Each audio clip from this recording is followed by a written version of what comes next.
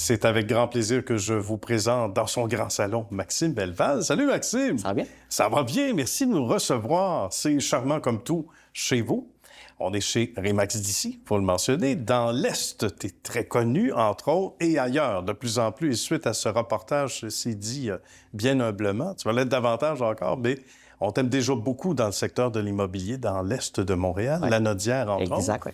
Moi, j'ai le goût de savoir, tu sais, d'entrée de jeu, on s'intéresse à nos invités, puis c'est sincère et tu le sens bien.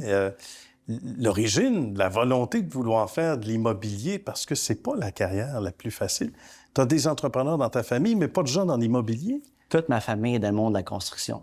Ah bon? OK. Mais moi, j'avais 3 passions. Le sport, la vente, puis le marketing. Bon. Puis en 2010, lorsque j'ai acheté ma première propriété, j'ai fait affaire avec un courtier immobilier, puis j'ai eu la piqûre. À part le sport que j'ai converti en immobilier, puis on est parti avec ça. Bien. Puis moi, je suis fier, comme tu disais en entrée de jeu, que non, j'ai pas de parents courtiers immobiliers ni de famille. J'ai vraiment franchi toutes les étapes. Quand j'ai commencé en 2012, puis aujourd'hui, en 2025, j'ai franchi toutes les étapes qu'un courtier immobilier peut faire. Je suis extrêmement fier de ça. Bien, il y a de quoi. Puis, parlant d'atomes crochus entre le sport, le hockey ou, par exemple, justement, de mettre de l'immobilier, tu dirais l'intensité, le travail, ça a l'air galvaudé, on entend ça partout, mais c'est vrai, c'est important. De ne pas compter les heures, de pas... d'être aussi, évidemment, persistant dans notre volonté d'atteindre des objectifs. Ouais. Beaucoup. Toujours être à l'écoute de son client. Puis, comme je l'ai dit, l'immobilier, c'est étape par étape. Que ce soit pour une carrière de courtier immobilier ou pour un acheteur ou un vendeur, il y a toujours des étapes à franchir dans l'étape de vente ou de l'achat, comme dans le cadre d'un courtier immobilier. Il y a aussi quelque chose qui ne ment pas, puis certains vont dire « Hey, ils nous feront pas pleurer parce que c'est un beau problème d'avoir l'air trop jeune. » Quand tu as commencé, là, écoute, tu avais 25 ans. À peu près, c'est ça. Quand j'ai commencé en 2012, le marché était complètement différent, premièrement. Écoute, on était dans un marché vraiment d'acheteurs à l'époque. Après ça, j'ai connu le marché équilibré, puis maintenant dans un marché de vendeurs. Fait que oui, quand j'ai commencé en 2012, on n'était clairement pas dans le même marché qu'on est là en ce moment-là. On t'ouvrait pas la porte en disant « Non, j'ai déjà du chocolat. » C'est sûr que j'ai commencé très jeune en tant que courtier immobilier, puis je suis fier de ça parce que j'ai pu franchir vraiment toutes les étapes, connaître des courtiers beaucoup plus vieux. Puis là, maintenant, à l'âge que je suis rendu, mais je suis vraiment un mix entre les deux, entre la vieille mentalité et la mentalité plus jeune. Bien. C'est vraiment le fun. C'est le meilleur des deux mondes. Tu sais, un jeune vétéran, on aime ça comme ça. Je peux pas passer à côté, évidemment, les années COVID, parce que là, on a vécu la folie. Il y a des courtiers qu'on a vus apparaître dans cette période-là qu'on ne voit plus aujourd'hui. Ils ont quitté le milieu. Toi, tu y étais avant. Tu es encore là aujourd'hui, puis on sait que tu vas être là longtemps. Raconte-nous jusqu'à quel point ça a été formateur pour toi de vivre ça. Comme quoi, il n'y a plus de... le marché... Il n'y a plus rien d'impossible maintenant. Là. Ben, non, tout à fait. Mais tu sais, l'immobilier, il n'y a pas de secret. Tu peux pas... Il faut toujours contrôler qu'est-ce que tu peux contrôler.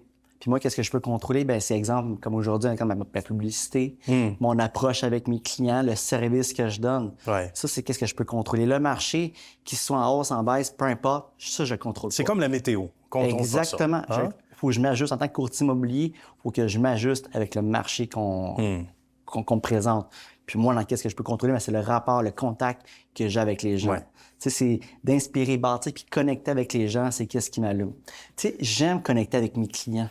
Fait que oui, sortir d'une transaction immobilière, exemple, aller à une partie de hockey, connaître vraiment c'est qui Maxime, connaître mes clients en dehors de ça. Oui, ça rouvre la porte à différentes alternatives. Un contact, tu sais jamais où est-ce que le contact va te mener. Tu sais jamais. Et ça devient un peu comme un confident, un agent. Et de là, ce qu'on nous dit de toi, c'est que tu as beaucoup de référencement. Il y a beaucoup de gens qui te réfèrent. Et ça, c'est pas propre à l'ensemble des courtiers. On est dans une société où c'est de plus en plus difficile de plaire aux gens. Je t'apprends rien. Alors, quand tu sais qu'au contraire, tu as des références de gens que tu as servis, ça doit faire chaud au cœur de dire « Hey, un petit peu, là, j'ai été apprécié. » Définitivement, oui. Le secret, c'est de connecter avec les gens. Quand j'ai dit en entrée de jeu, la vente, le marketing et le sport, l'immobilier, mais c'est de connaître les gens en dehors, qui me connaissent, c'est qui Maxime, pouvoir connecter, avoir la confiance des gens. Fait que oui, ça, c'est la confiance que tu as avec tes clients, ça n'a aucune limite. Oui, et inévitablement, qu'on le veuille ou non, puis on le veut un peu, c'est sûr, mais sans courir après ça, tu as des connexions qui se font. Donc, la confiance étant tellement forte, j'imagine, tu me diras si je fais erreur ou pas, mais tellement forte que tu n'as pas peur, toi, ensuite, comme client, de référer ton frère ou référer un ami ou ta conjointe, peu importe.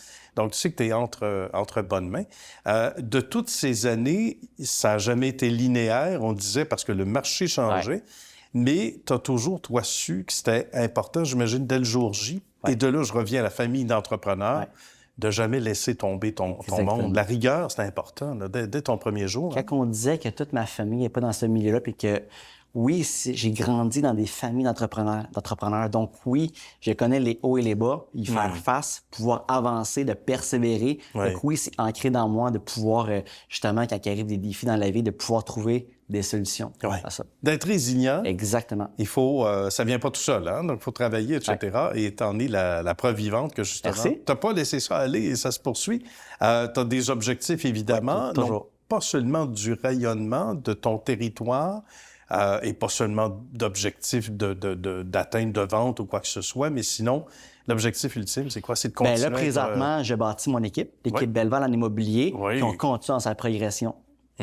Donc, oui. La famille s'agrandit. Exactement. Puis j'ai dans mon équipe ma directrice marketing, Maude Belval, et aussi mon adjointe, Cynthia Belval, qui travaille en permanence avec moi. J'ai aussi d'autres membres de mon équipe qui sont présent continuellement avec moi. Donc, c'est motivant, ça aussi. Oui, exactement, que je peux impliquer ma famille dans mon projet d'équipe immobilière. C'est bien, ça, la famille dans les deux sens du terme. Merci beaucoup, mon cher Maxime. C'était une belle rencontre. Le plaisir pour moi. Bonne suite de succès à toi, surtout, puis à l'équipe. Merci. Merci.